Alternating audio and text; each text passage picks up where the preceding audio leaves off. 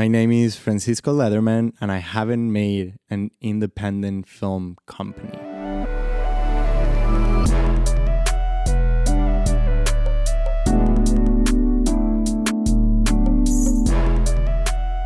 Hello. Hi. And I thought you welcome. were doing robot voice for this one. Should I don't know if would you guys listen to this. They're already listening. This is Indie Not Yeah, we got 'em. Films. We got our Haven't Made It Yet podcast. I'm Yannick Ere. I'm Hayden Garrett. Today we're talking to Venezuelan heartthrob Francisco Lederman. He's a line producer with an interesting backstory and a lot of tips on money stuff relating to film, including fundraising. Yeah, then let's do it. Here we are. Here we are. That's good.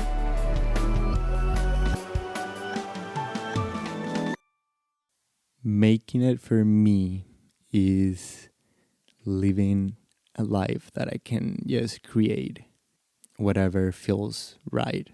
Be able to balance life and work. I feel that's like, and more than that, but being able to find that balance in between those things, where especially in like the filmmaking industry that it likes, or in the entertainment industry, that just in the freelance world too. It's just like, it just requires a lot. So finding that balance, and then I don't need like the $1 million, I want it for sure.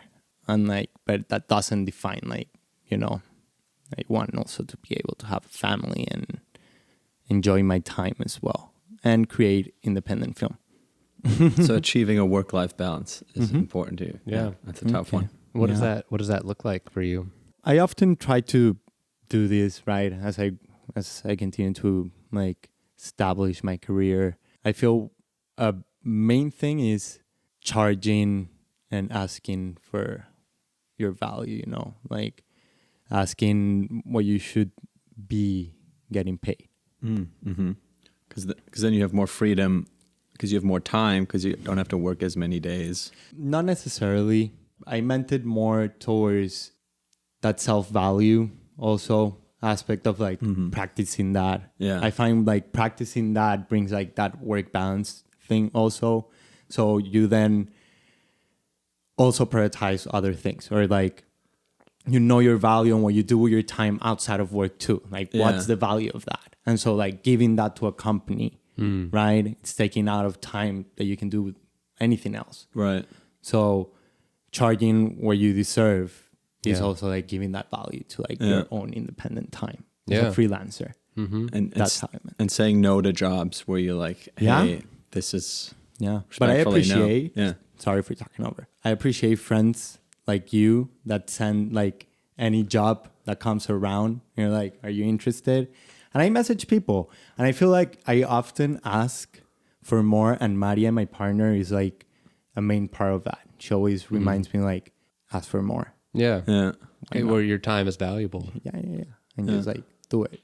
And I'm you know what? Yes. And I feel often in the past I didn't often do it because I was worried what if they don't hire me? But it's beyond that. If someone really is taking that single the decision out of that factor, then that's also a person that you really don't want to be working for. Yeah.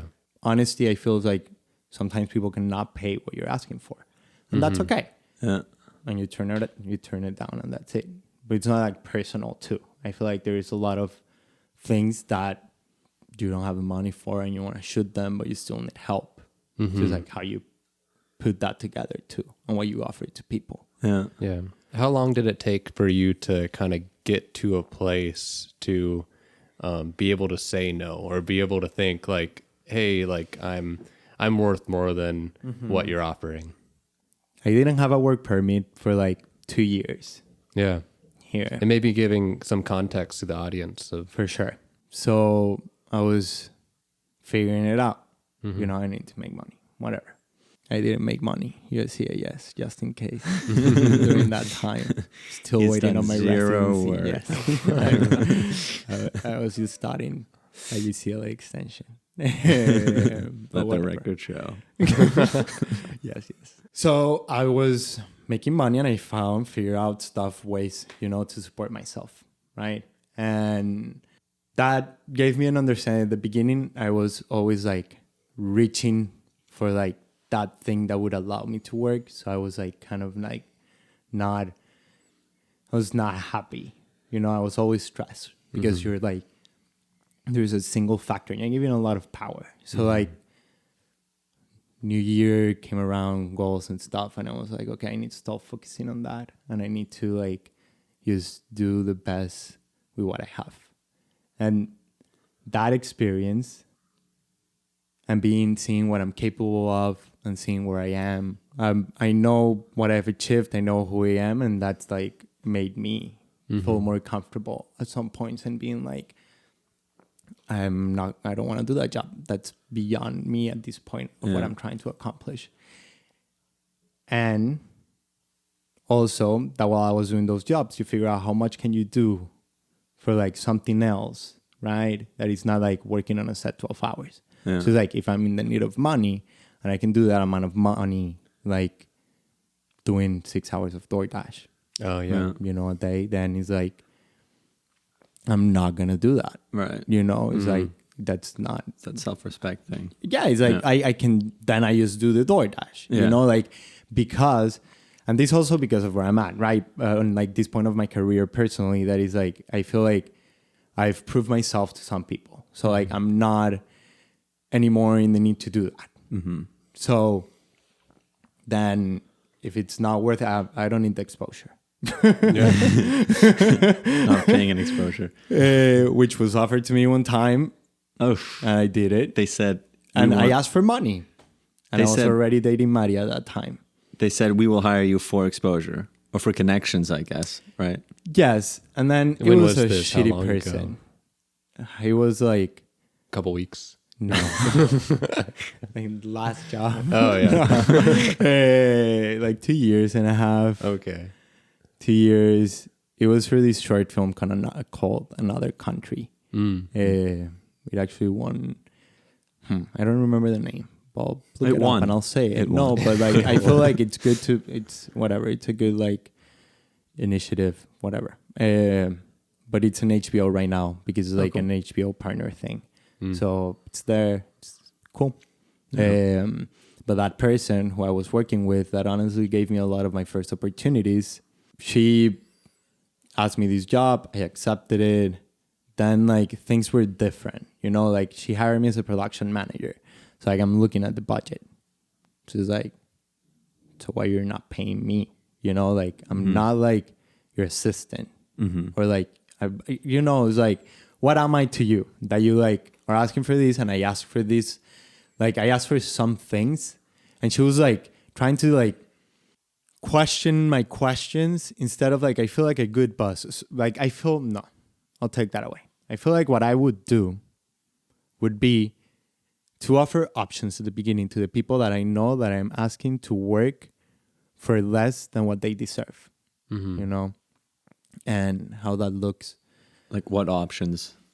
I feel everything's how you look at the project and how you get people involved, right? But I'll get to is like a lot of things, but I feel like for that project is what's the intention here when you ask for these people and then who you're paying and then what you're requiring of the people that's also there.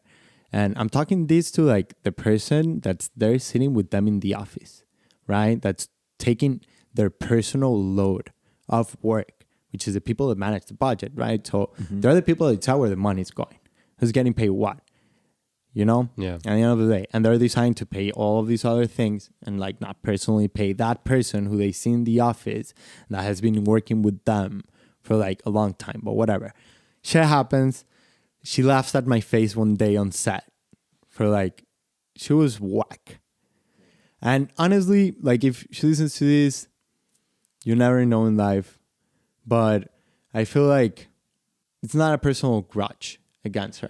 You know, like I hope she's like, you know, living life and doing like living a good life. You know, I don't hope anything. Yeah. But it's like what that meant to me at that time, you know, and like how she marked my experience, like growing in the industry, you know, and that's like whatever.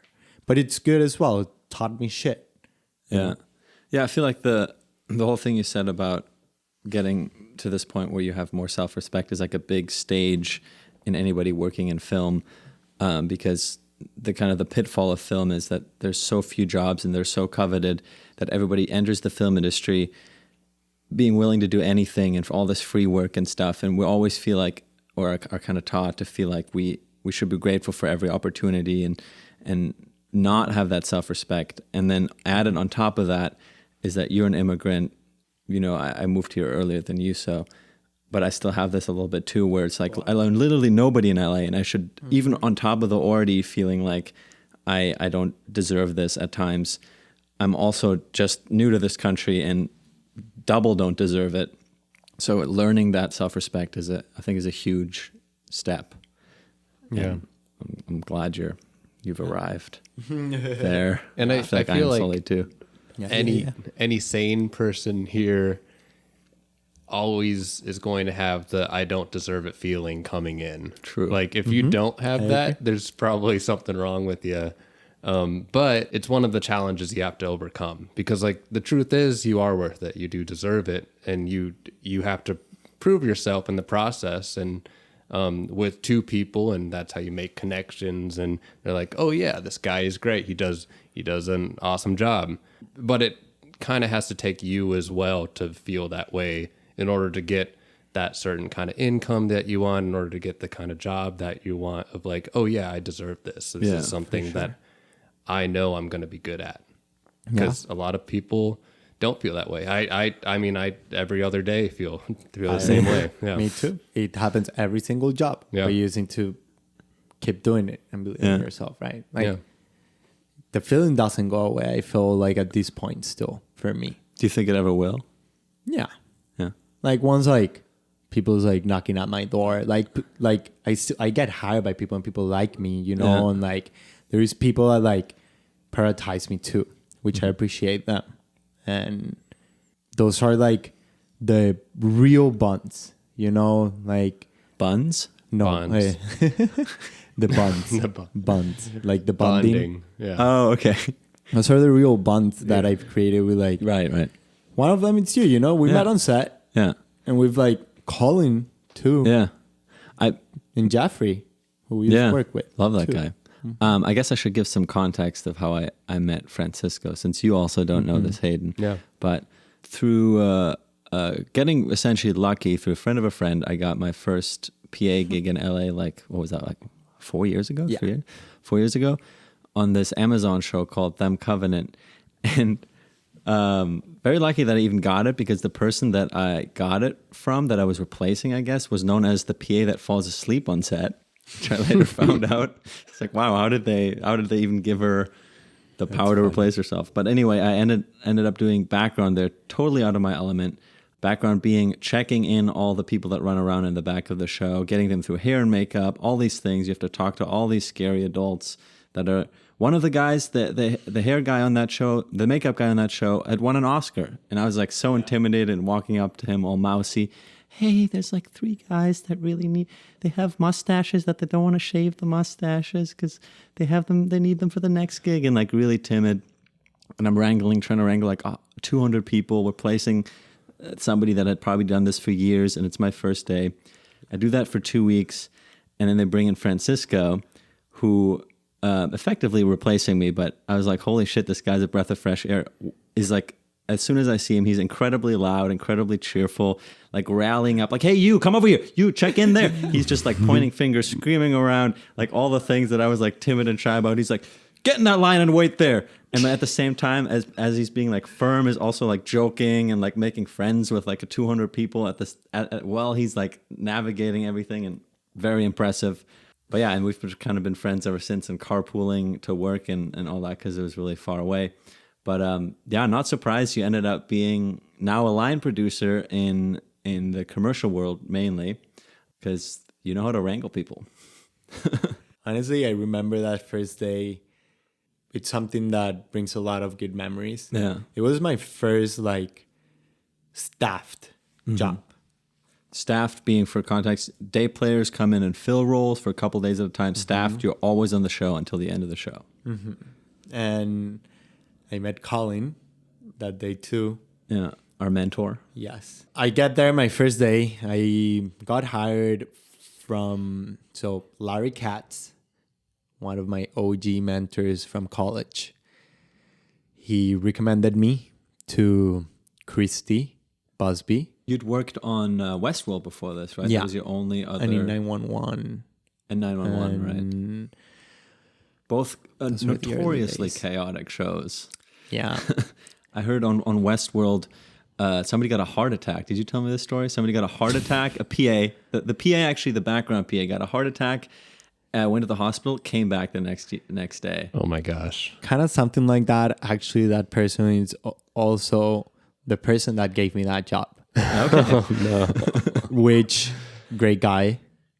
Honestly, is hard worker, and he is... Yeah, maybe too hard. Yeah. Yeah. So you replaced a guy that got a heart attack No. on that show? No. Okay. So for that show, that was actually... Westworld was like the first show I worked when I got to LA. Wow. So I was day playing. Uh-huh. And this guy, he got me in. Oh, he was still there. Got it. Yeah, he got me in, and he was a key PA. He is me and some friends, all from Full Sail. Mm-hmm. Also, Larry Katz, same person than before. They're all like, both of them are great at, bringing people in, showing them the ropes.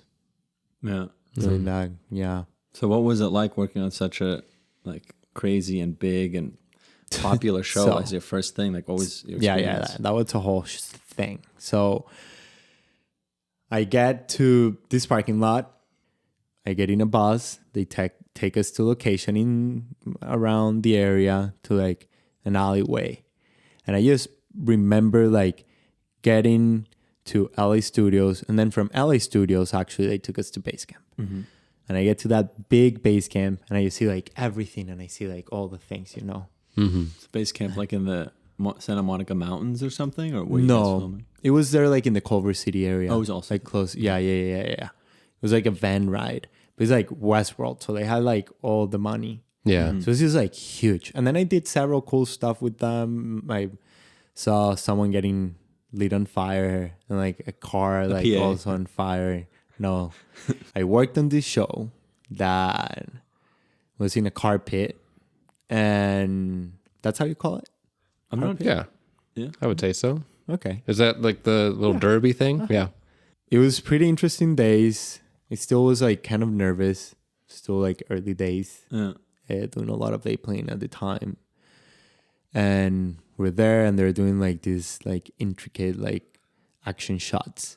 And there is that is the scene when one of the characters dies. They're throwing a car out of the pit, breaking or no, actually it's supposed to bounce out of the protecting shield that it has, the on the top, the fence around it. The it fence, breaks through. yeah. Okay. So to go against the fence, and one of the cars went up the fence, and it fell feet away from a PA.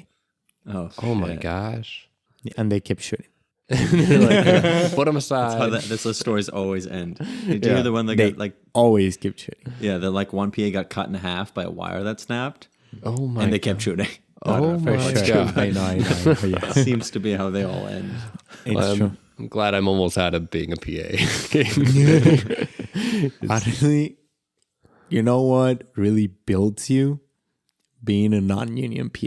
Oh yeah. Yeah. That shit, you gotta have the right attitude. Uh-huh. I always feel like being a union PA builds you more because I don't know, because I started the other way around, but it's just so frustrating to not be able to do anything and you just have to talk. And I'm just ironically not a big talker, especially on a radio. So we got two guys here with mustaches and they don't want to take their mustaches off. For me, is I feel that both have these two big things that a non-union PA will be the person that will figure this shit out, That's true. Yeah. A good, that you even go we need this. And he's okay, I'll go here and get it. And he's okay, you go, and you give them petty cash. And they'll just figure shit out. Or the truck, you give them a truck. The creative. They'll drive it, and then they'll put that shit together. And then you see the truck is has a lot of shit, but it's well packed, you know, and like Yeah. they figure their stuff out. And like there is this PA who I love, Jason Hope. He's great. And he, you know, will do shit. And you'll know that it's good. So that's great. The union PA, I feel like it's a great person for logistics. Yeah. Like gets what's happening. Right. They know more about like how things are like done from like a more logistic side, like production, right? Yeah. Which that's what they are at the end. So you learn how to communicate with like team leaders and like how those conversations happen and who do you need in those conversations for things to happen effectively too. And when you do both, and then like I feel like that's what I've learned, and then like you are in a set, and so like since the beginning, like as a coordinator and a manager and a line producer, like I know how to move myself on set, and I also know how to like do all the logistic sides and figure shit out. No. And that's what I feel it has helped me. And I feel like both of them are hard, either the union, the non-union, and it also requires like, you know, the right attitude. Yeah. Different skills. Yeah. It's unsung heroes, definitely. Would so you would say that, like, because you worked on union PAs and non-union PA gigs, you would say they kind of built you up into who you are today. For someone looking into PA hood and maybe in profession, you know, PA hood, it's a word. Sure. What kind of tips would you give them in getting started? To be confident. Don't look at me. Both. No, to anyone. But like, to be confident, you know? Yeah. To message people and to be nice to be working with and have fun. One of the best things about PA, once like you learn to be a PA, is that then you have free time. And on your free time, you can do whatever you want with it. So You mean can on learn, set? Yeah. Yeah. You can learn camera stuff. You can learn sound stuff. You can do a lot of stuff. You can meet whoever you want and be confident and go and talk with people. People like, I feel people's willing. Yeah. And not everyone will answer, right? But at the end of the day, some will. And that's who matters. And the people that do not answer is not personal. It's just life is complicated, you know? Yeah. I've learned this from people like Larry Katz and Dion. Be available and be present. Like when someone looks, and Esteban Zuluaga, who's also a great mentor of mine, once people is looking for someone and they go and open their text messages, they're going to message the people most probably that they see there. Yeah. If that people's not available, then in contacts, they'll write like PA, right? For example. And then they look. Yeah. And they'll message the people that they've worked with, probably. But if you're a person that even if you haven't worked with them, you make that approach and then you stay present, then one day someone will message you and do that. And then once they message you, do your work, do it great, and then they'll message you again. Yeah. Yeah. On the point of you leaving a nice impression, being nice to work with, I remember you giving kind of somewhat ironic gifts to everybody at the end of the Covenant. Yes. You got the Transpo captain, like a massive bottle of hard liquor. Yeah. Safe driving. And you got me a Lego set. Oh my Yes, God. I did give you a Lego. I think I got a Batman Lego set. Oh man. And I think you gave somebody like a Nerf gun. I think you gave Colin a Nerf gun. Yeah. You know, it was my first time like on a set and I was happy. Very early in my 20s still, so I had extra money. And now I use for other stuff like massages, you know, like going and getting a Less massage. gifts now. Yeah. The massage. Yeah. Gifts for yourself. The massage budget has ballooned. But I was very grateful with the people I gave them stuff. And honestly, like you and Colin were like two people that, you know, we're still friends. Yeah. So it makes sense. These two other PAs that were kind of assholes. Oh yeah. You know, They got coal. you know, no, it's literally, I got something for almost like everyone that, and I didn't get shit for that. Oh, shit. Because it's like, why I'm going to give you something if you're an asshole to Exactly. me, you know, like Yeah.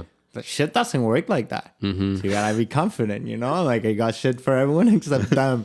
And then they're starting to be nicer to me. Nice. So he's like, you know, and he's like, yeah, it's funny. Shit's funny. Yeah.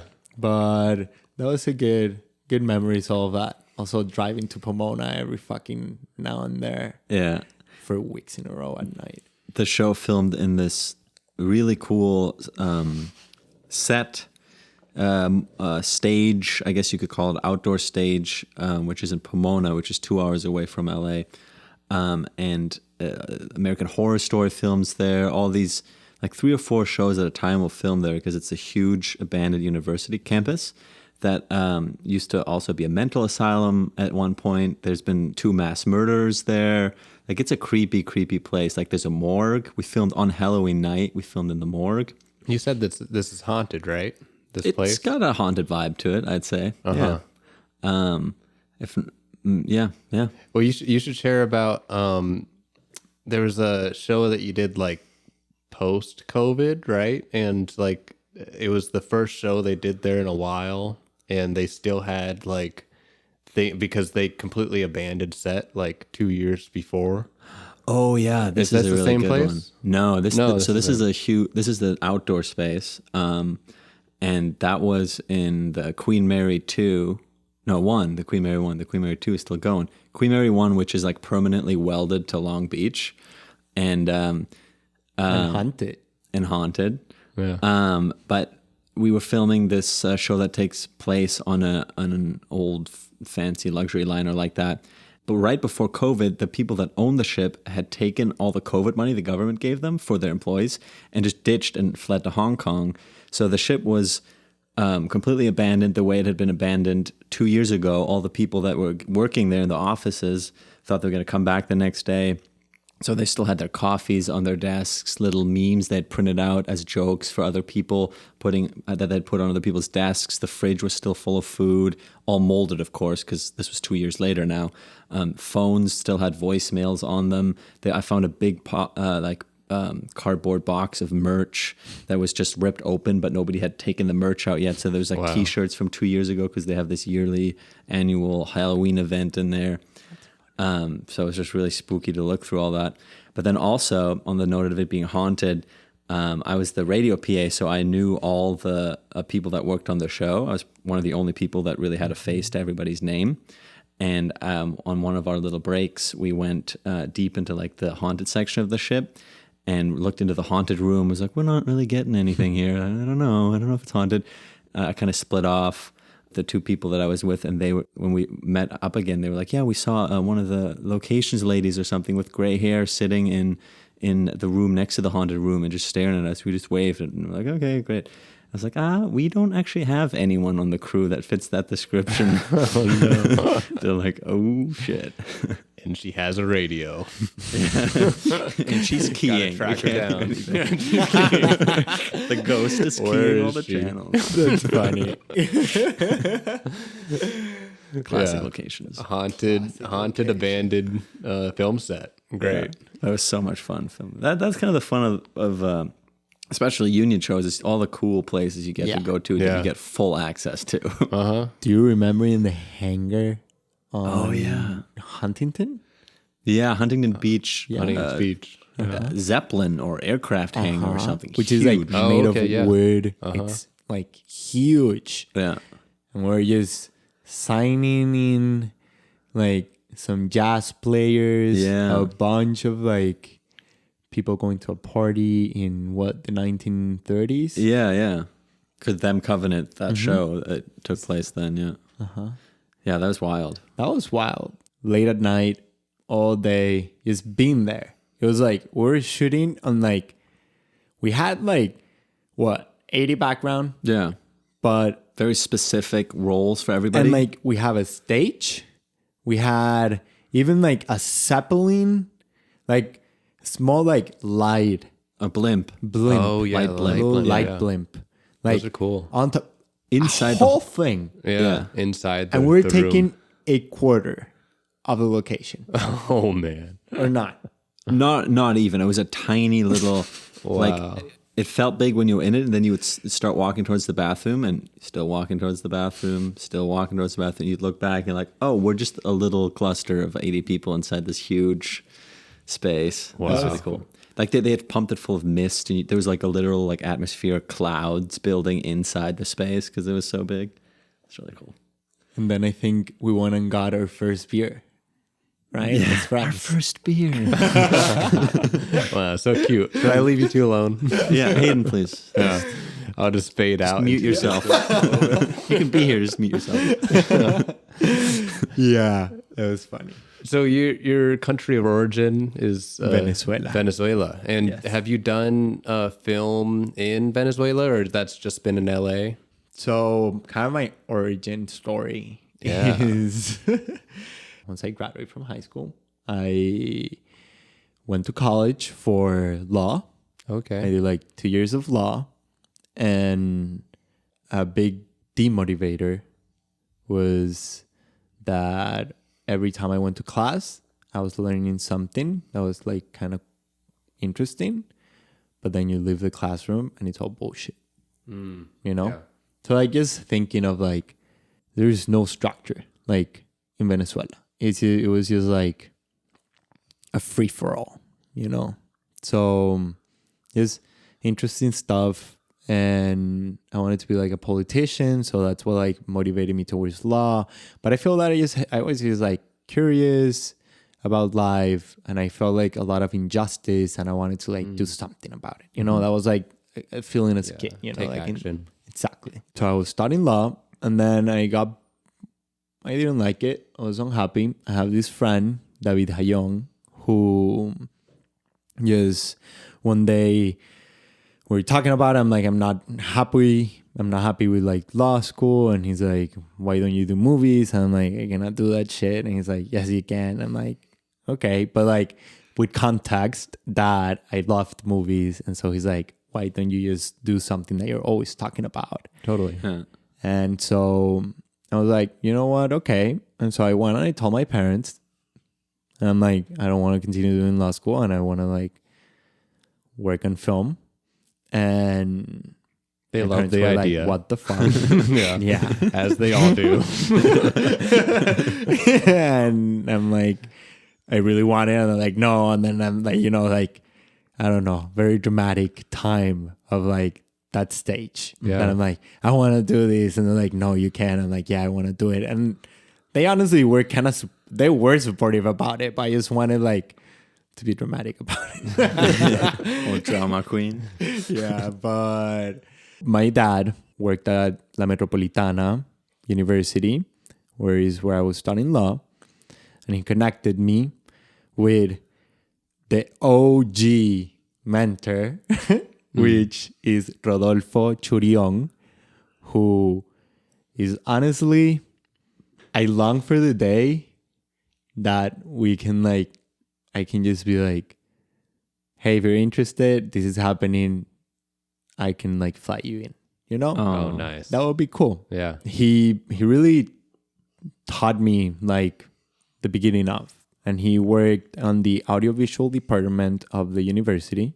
Okay. And they did like different like things for the university in there, like taking photos and stuff for like different events. But he also had like his own gig, like his own company, and he took me to like different weddings. He introduced me to some people. He also took me to some corporate events as a photographer and like videographer. And he's one of those people that, like, they do everything, you know? And then you see them like in post, and then they're like, he's doing the audio too, and all the data management and like everything. Yeah. So that's why I'm like, if there is a guy that I know that can like figure shit out, is that. Yeah. You know? And for me, it's like, at the end of the day, they're experts, and sometimes you need the most experts, you know, on a topic. But sometimes you need people that's willing to like, they're interested and they're like willing to just like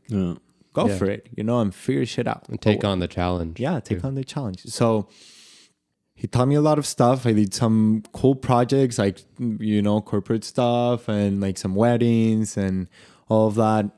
I did my first like mistake transferring data, and I erased like a bunch of cards.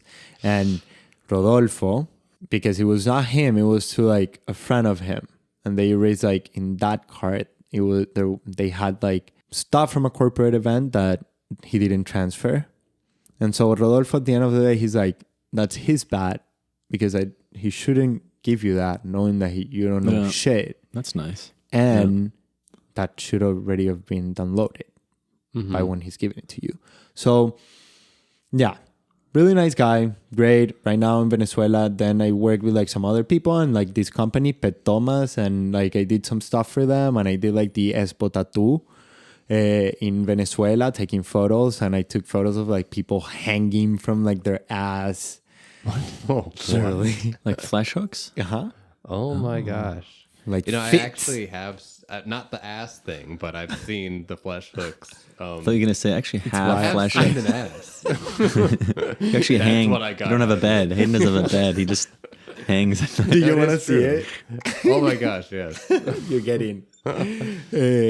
That's funny. So yeah, I did those stuff which were fun, you know, and he really trusted me and like he showed me shit. And then I went to college. Yeah. Made me want to leave Venezuela and like take the decision of like going to Full Sail and all that. Was one day I was driving to school or to college, and it's like a whole highway and stuff and all of that, and they shot someone like in the car behind me. And like a big thing of it is that I remember like it happening, and I had my phone out.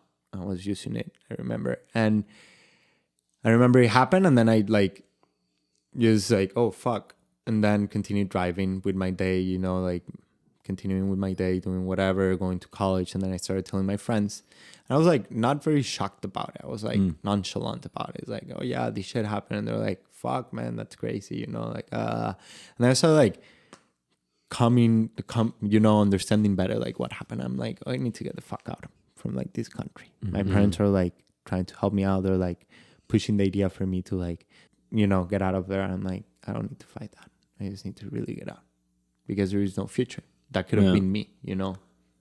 I heard from someone else that's from Venezuela. There was like hours long lines for gas stations, and you would burn your whole gas tank just waiting in line for the gas station, and the gas was like crazy expensive. And It's crazy. It's like a lot of things. I feel Venezuela is a lot of things.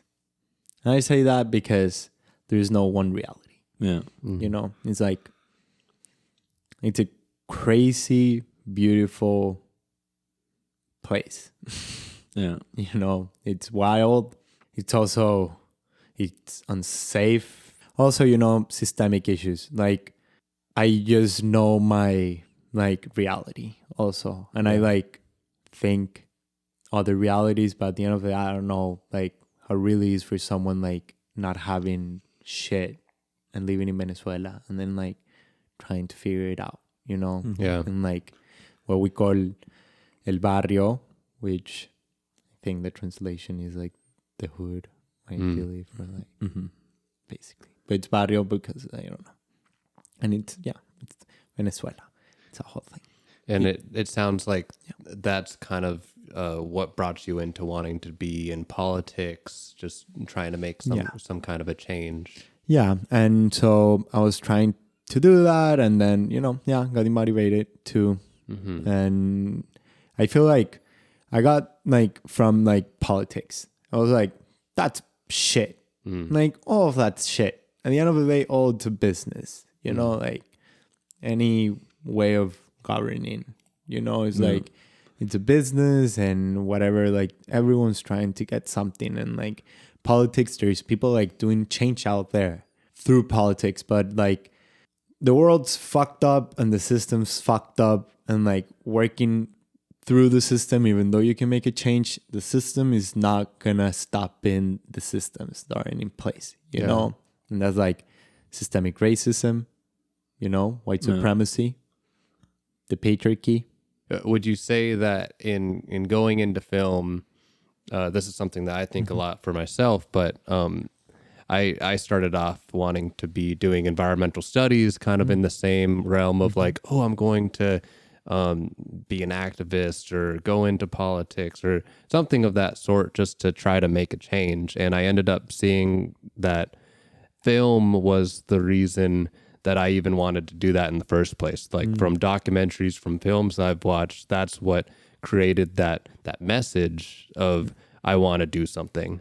And I was like, maybe I could be a part of that message, or I can give the next person the idea of wanting to change their life, or by watching something that I create or something like that. Is that something that you found in joining into film, that you're able to still create this change without having to go into the laws or going into politics about it?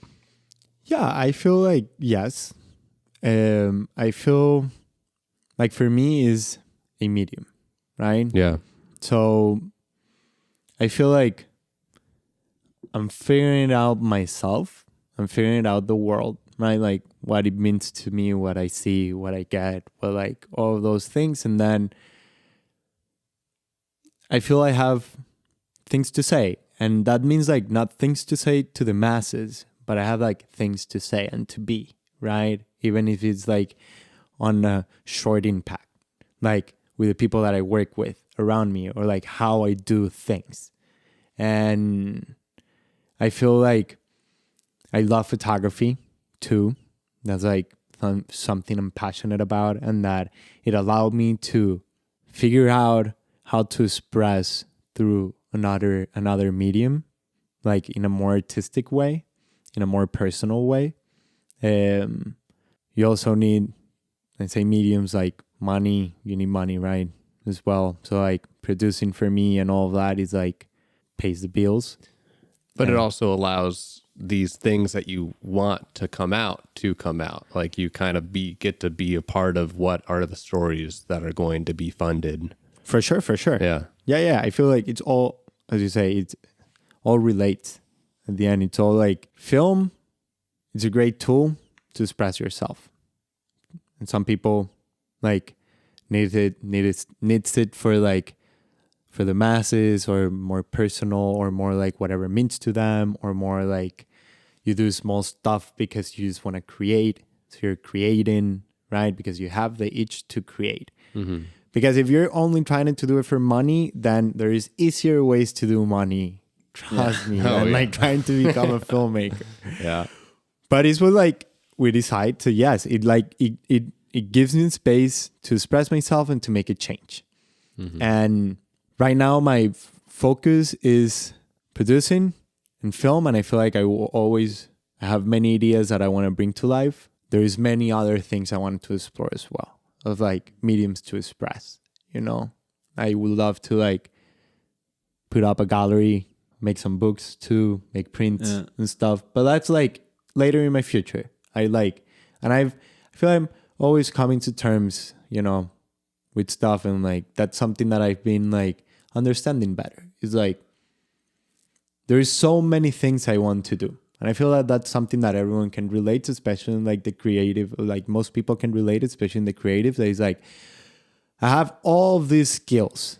How I use all of these skills to like survive and like live a life and like create too, right? Outside of like making money, but you're also like, I'm painting and I'm doing this and I love it. Okay, yeah, I hate going to a restaurant, right? And working there, you know, and like being a waiter. Yeah.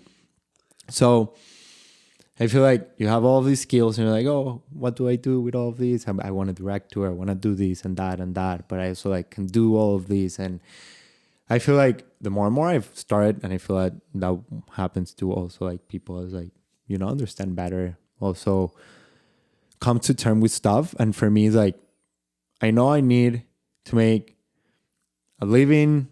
I need livelihood, right? That's how it's called. Yeah. Yeah. So for me, that's producing, right? That's a place where like, even though I love doing all of this stuff, I still can do some of that stuff through it. But I'm also like, I know that if I want to like continue growing in that area, I need to commit to some stuff, right? Like if I push this forward and I really focus my attention on this specific thing, I'll be able to grow this. And then I can do the other stuff too, like earlier, right? Or I can do all of them and I can accomplish all of them as like times allows too. You know, for everyone works differently, but that's like what I've came to terms with. I feel it's giving me back like some of that like love back to my photography. I feel like while I was trying to like monetize and try to be really neat about like my selections and stuff and all of that, it was taking some of that spark out of it. Yeah. I don't need to do that. I really don't.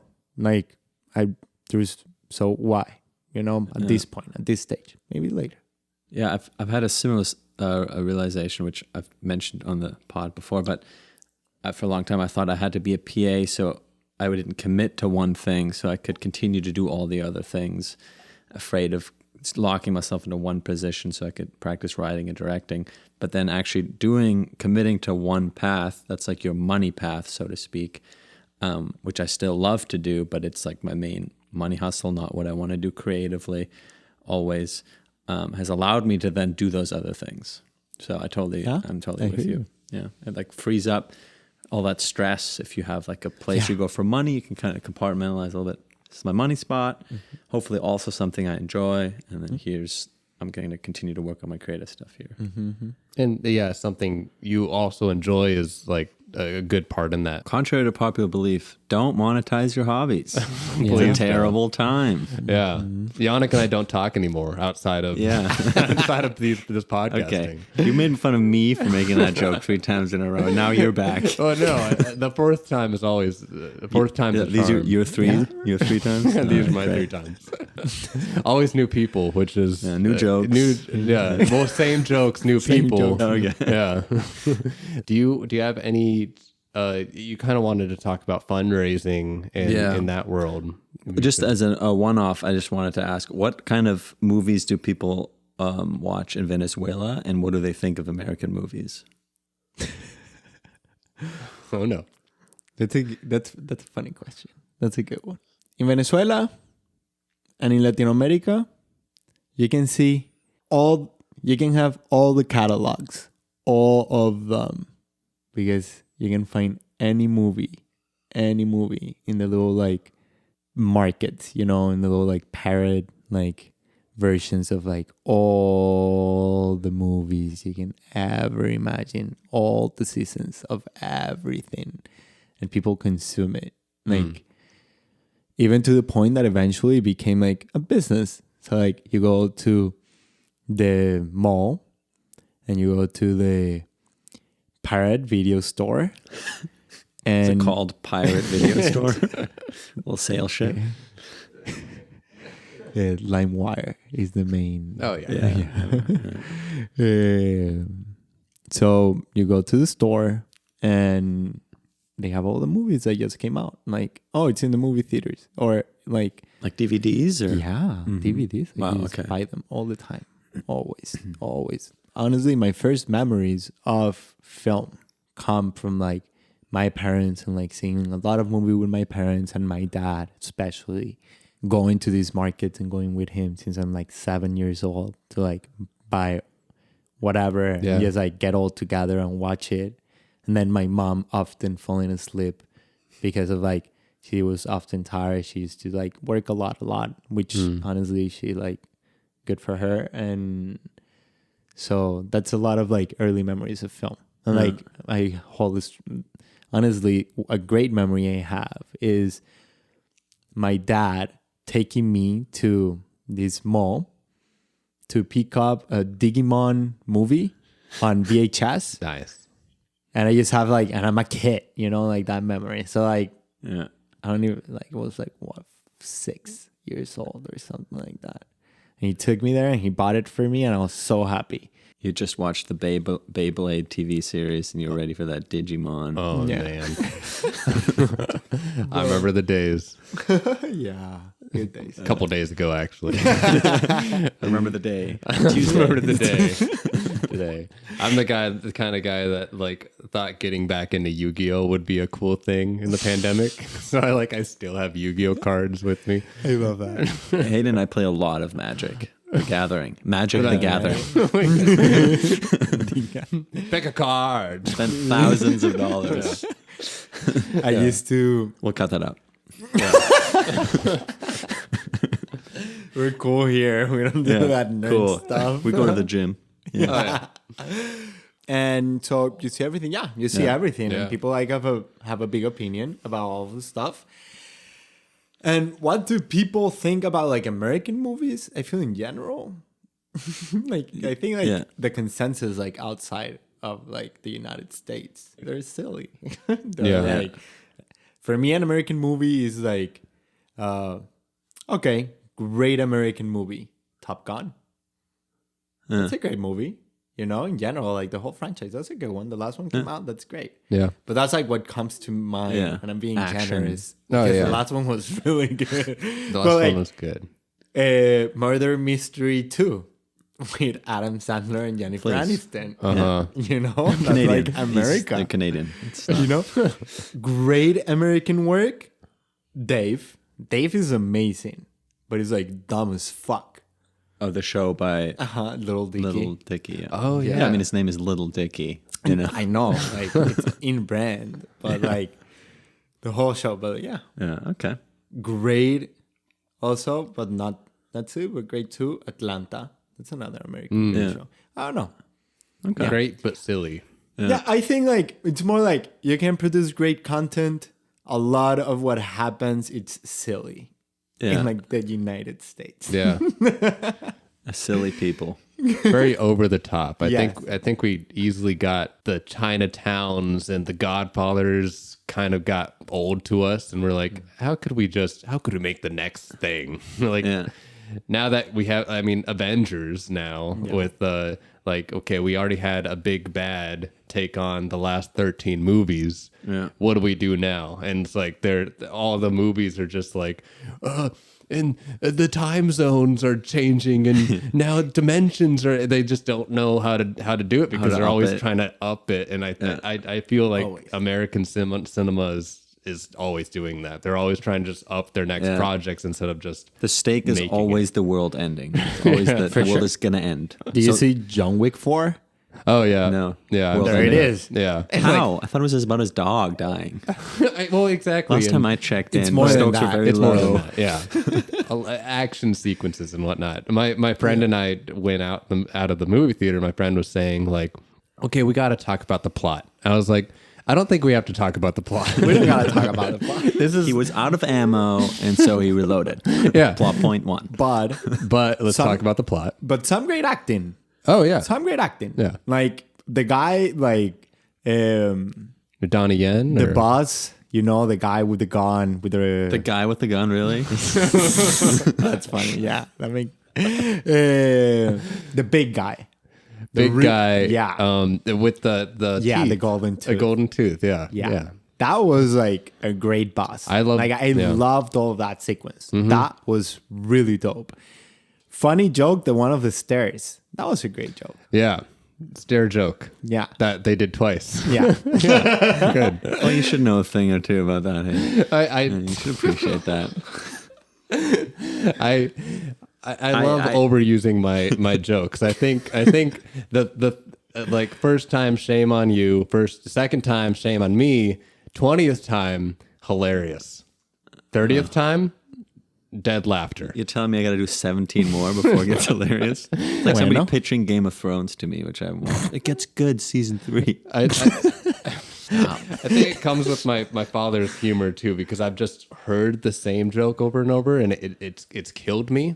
So like I have to give that to other people. Like I have to show them like this was my childhood. Pass on your father's Trauma to people. Yeah, It's in genetic brand. trauma. A lot of people do that. So I want to kind of steer this towards a direction, but sinking ship. This is something that Yannick actually, it is a sinking ship, but I everybody wants to experience a sinking ship a little bit, but now I'm sinking it even more. Let's throw the water out. Yeah, bucket, everybody grab one. Everyone grab a bucket.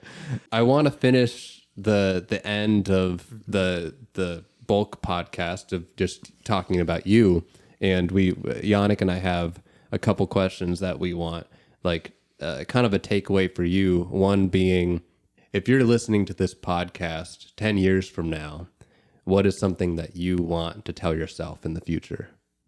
To continue rocking it. All right. There we go. Yeah, to be happy. Yeah. Yeah. Yeah, cool. Okay. So let's go into just final thoughts. Anything that you want the listener to kind of take away from this? I'm available. In both, in all ways. I'm available both for like work, of course. I'm available for work, but I'm available to be approached. Like, if you want templates, if you want if you need advice or anything about anything, I don't know much, but what I know, I'm happy to share. And the more I learn, I'm happy to share it too. So, That's very nice. I'm available. And We'll make sure to put your contact of choice. yeah, my in the Instagram description. handle, Social Security, yeah, my email, so my work email, my social security, yeah, Birthday. my driver's license. driver's license. Work visa. That doesn't work a lot. Well, thank you so much, Francisco, for being on. Thank you too. Yeah. It was lovely. Yeah. Thank a you for fun sharing time. your wisdom and personality. Thank you. I enjoyed it. It was very fun. So earlier when we were talking about the whole world going to shit, it reminded me of Sasha on our road trip asked me if I could change anything about the world. And, and one thing about society, one thing about the world. I thought for a really long time, a really long car ride, 20 hours. And I found this no more straws. Not because of the environment, just because I don't like them. She was like, that is the most white man answer of all time. I thought she was looking for a joke answer. Or something. Yeah, it's true. It's No more straws. It's so funny how it's like we've just constantly tried to change the idea of oh yeah, I know how to be environmental friendly. Plastic straws into metal straws. Yeah. Everybody, buy metal straws. Yeah, it's that happened. Paper bags. Okay, plastic bags. Okay, now paper bags. And it's not helping. It never ends. Buy a plastic tote that lasts for 10 trips. Exactly. And then you lose it. Honestly, Anyway, that's all I got. I always try to bring my totes with me, but I often forget, but it's okay. Oh, I It think happens. he never forgets. I sometimes forget. But Okay. But often, I often have them. he often I'll has change someone. that. Yeah. Yeah, I think that's just our outro. If this is the outro, I'll share my little Francisco isms. Yeah, let's do it. He's got some. So Francisco, I don't know if you were able to pick up on it at all, but Francisco has an accent, and Do I? I don't hear it. he the other day he was talking about the first time he got really drunk or something, and he was like, "Yeah, we really wanted to go to this bitch club, and 18 trying to get some drinks." I was like, bitch club, what? What are you talking about? You went to a strip club? We're at work, Francisco. This was at lunch at work. Yeah. He's like, yeah, bitch club. Oh no! It's like, what? Say it. Beach Don't club. make him do it. He was saying beach club, but Yeah, I do that one a lot. Or when I used to call, instead of calling, say Collins. Collins, yeah, because his last name is Smith, so Colin so asked his adding. Instagram. Yeah. Oh, I see. Collins. Also, every time you text me, I'll be like, 2 p.m. Come over at 2 p.m. You'll write. I think you're trying to type deal, but it's always Dale. No, I'm saying Dale. Oh, okay. I thought your phone was like Dale. No. Yes, Dale. Dale. Oh, is that like a Spanish? Okay. Yeah. Oh, Okay. de una. It's another one. Damn. Yeah. I'm trying to I like it. Yeah. I'm throw it in there. I'm not ashamed of my Latinidad. Yeah. I'm actually happy what we did. Yeah. But Yeah, or how did I used to call you? So Janik. Yannick. Yeah. Yeah, you still say that. Yeah. But I've But I heard like- I like many it. names. Many names. Hanik, Yeah. Hanik. Hanik, Chronic, Janik. Chronic, Yannick. Yannick. Yeah. I'm gonna slowly put this music up. Oh. We got music going, and we're actually fading out in this process. Francisco Actually, actually music. prepared a little beat, a little rap did. for us. Yeah, For the Francisco, go for it. outro. Tell us. I don't really know how to rap. Oh, you're good. You worked all week on this.